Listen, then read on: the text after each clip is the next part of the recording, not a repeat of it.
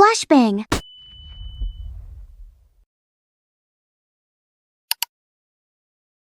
So, picture this. Hunters are ranked from S to E based on their magical power and surprise. S is at the top while E is, well, basically below average. It's like trying to be the best player in a game where you can barely even find the start button. Some hunters sweat it out trying to level up, but it's just like that math class you can't pass no matter how hard you study. Enter Sung Jin-Woo, the self-proclaimed weakest warrior. He's like that guy in the group project who contributes absolutely nothing but still wants a pizza party at the end. Even when he's wandering through the lowest-ranked dungeons, danger seems to follow him like an enthusiastic puppy. His journey is a comedic reminder that just because you're in a low-risk area doesn't mean you can't trip over your own shoelaces and land face-first in a trap. Now, here's a fun fact. The Korean government is totally banking on hunters to snatch up valuable resources from dungeons, particularly mana crystals. These shiny little gems are like the new Bitcoin, but instead of trading online, hunters have to risk their lives to grab them. Talk about a high-risk job. It's basically like working at a fast food joint, but instead of grease, you've got magic. As the group decides to dive deeper into the dungeon, you can feel the tension in the air, like choosing whether to pull an all-nighter before finals. Zoe's looking like a deer in headlights, just hoping this isn't going to end up on YouTube as an epic fail. It's a classic case of risk-takers versus the cautious. It's like being with friends who want to try skydiving while you're just hoping to survive the next round of pizza. Here comes Cha Haeun, the fierce and fabulous hunter, strutting her stuff like she owns the street. When a robbery goes down, she steps in like a superhero straight out of a comic book. Her ability to take down the bad guys? Impressive. However, her shyness around crowds is like a plot twist. She's like the star athlete who still fumbles their words during a class presentation. Who knew saving the day came with such awkwardness? As the team explores the dungeon, Jin-Woo is wrestling with his own guilt. You know, like when you accidentally delete your friend's favorite meme. He's feeling pretty bad about putting Juhi at risk, and their friendship takes on a depth that makes you want to grab popcorn. The emotional weight of their choices is heavy, but hey, at least it's not as heavy as that last assignment you forgot to do. Then they stumble upon a statue that looks like it could be a fashion model on a very bad day. Rumors say it's of high rank and possibly dangerous enough to scare off even the bravest of souls. These hunters realize that understanding its significance might just be the key to survival, or at the very least, a really interesting Instagram post. Panic sets in when the hunters grasp just how powerful the statue really is. It's like realizing that the sweet ride you thought was a toy is actually a monster truck. Some decide to take flight in the other direction, while others decide to face their fears head-on. The team dynamics are shifting faster than your mood on finals week.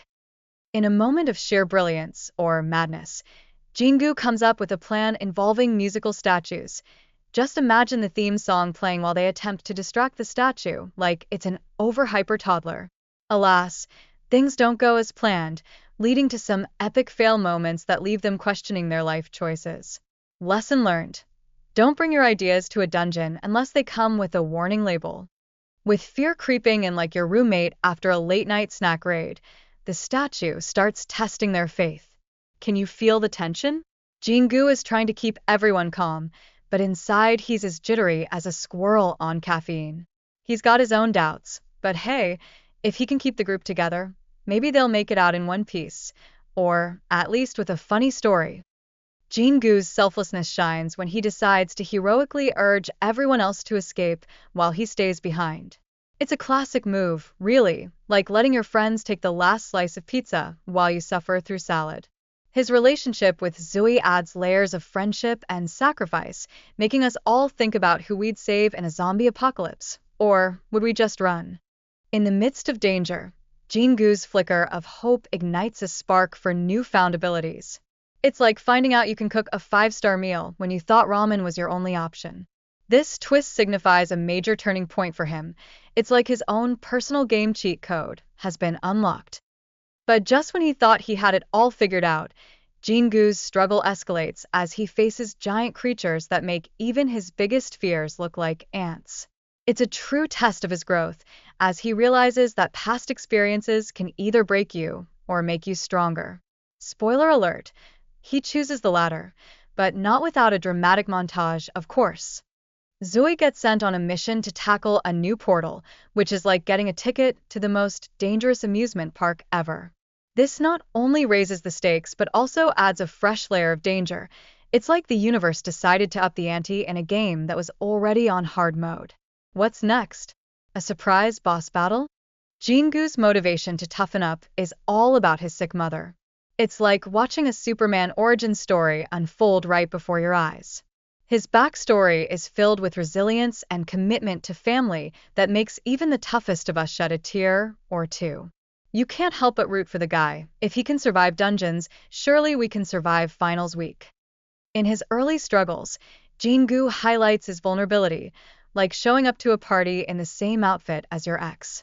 Without proper weapons or healing potions, he's in for a wild ride that emphasizes the dangers of dungeon exploration. But wait for it, his awakening happens after he defeats his first goblin. Talk about a confidence boost.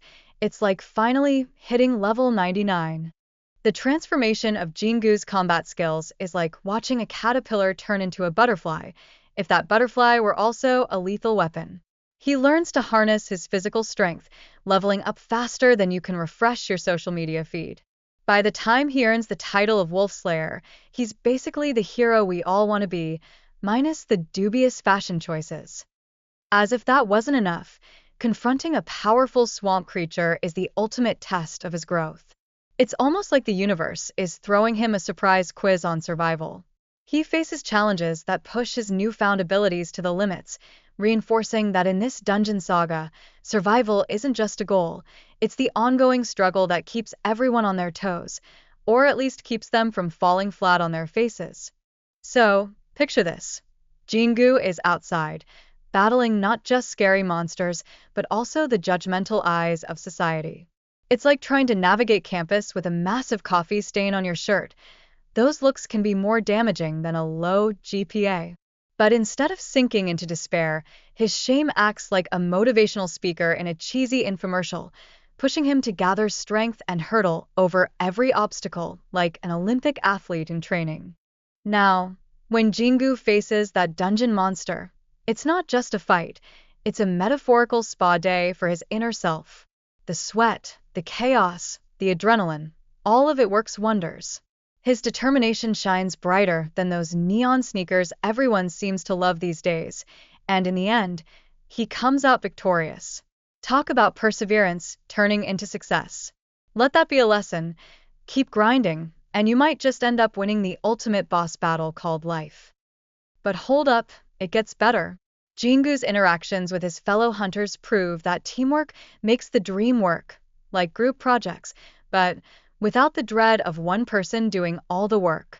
Even though he's tagged as the weakest link, talk about a confidence booster, he still finds ways to pitch in and support his pals.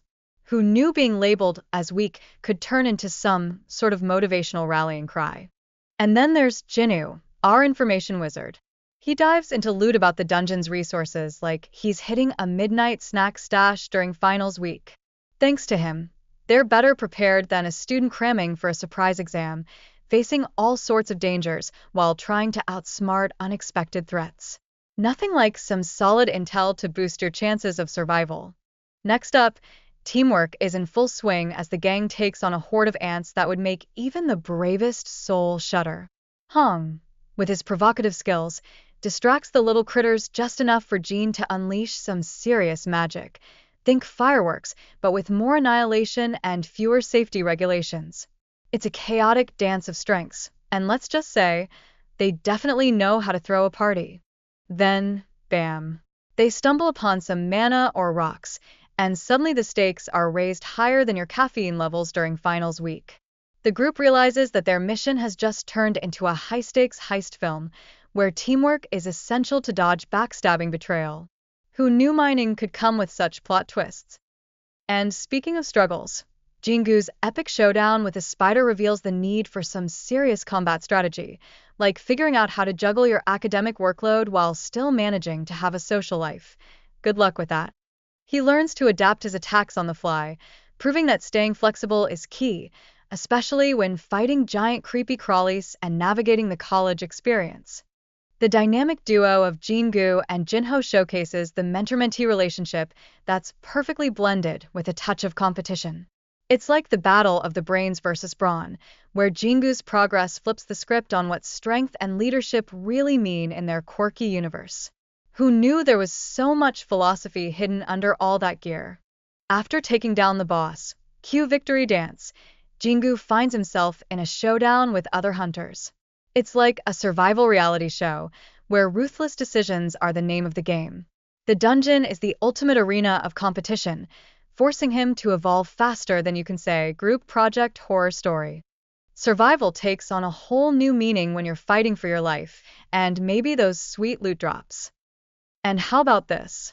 Jin-Goo's unexpected financial windfall from the dungeon raids lets him support his family. It's like winning the lottery, except instead of scratch-offs, he's battling monsters. His determination to uplift his family despite past struggles shines brighter than your roommate's creative baking experiment. Suddenly, he's not just a hunter, he's a hero.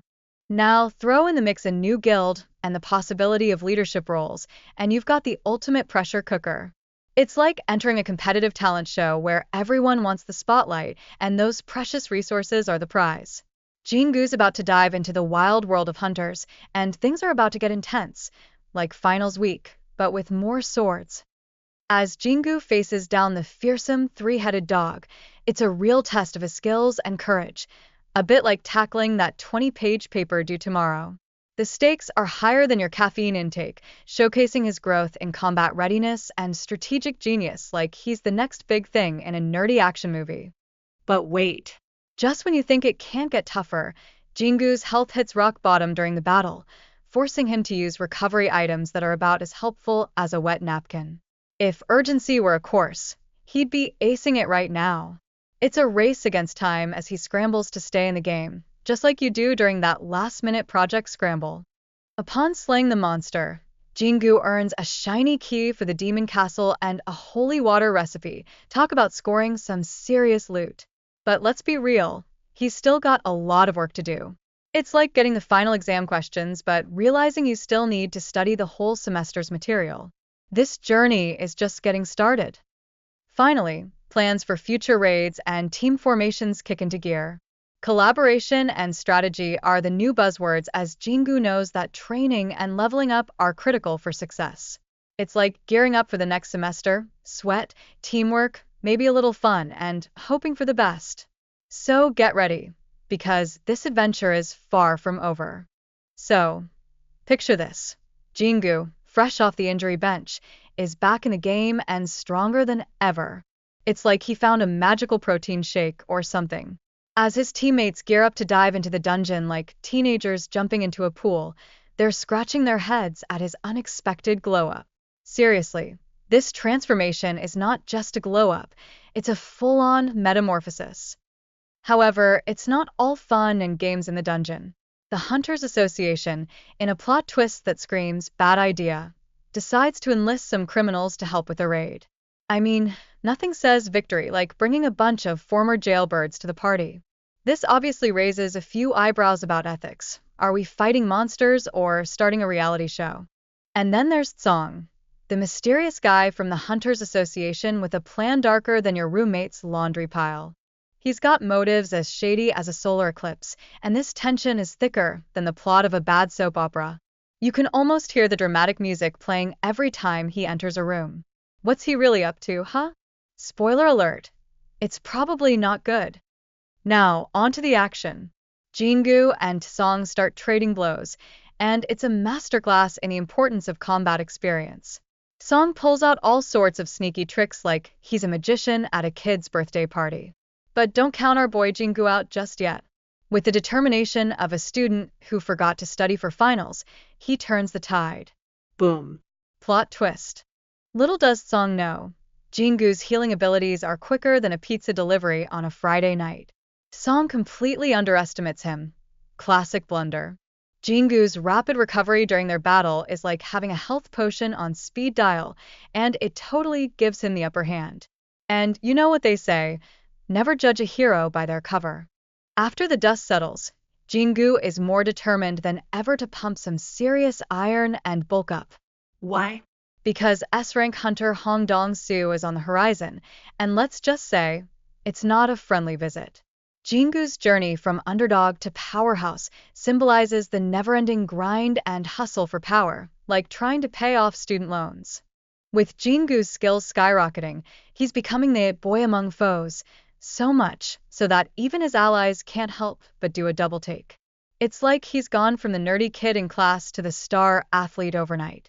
His growth has attracted the attention of the White Tigers, who see potential in him, like a coach eyeing the next superstar. Now, a chat with the White Tigers? That's where alliances come into play, folks. Jin-Woo's use of his strengths is like negotiating for a better deal on textbooks, smooth and effective. He's proving that brains and brawn really do go hand in hand in the hunter community. It's all about who you know, and who has the best snacks. But wait, things aren't all sunshine and rainbows. Jin-Woo faces a horde of various monsters, and it's a strategic nightmare out there. It's like juggling chainsaws while riding a unicycle. Exhaustion starts creeping in, complicating his efforts like a math exam with no calculator. Time to think on his feet, because that's the name of the game. As the plot thickens, the guild leader Jong-in is rallying the troops to Jew Island like a coach for the championship game. They're gearing up to confront a past enemy, and you know that spells trouble.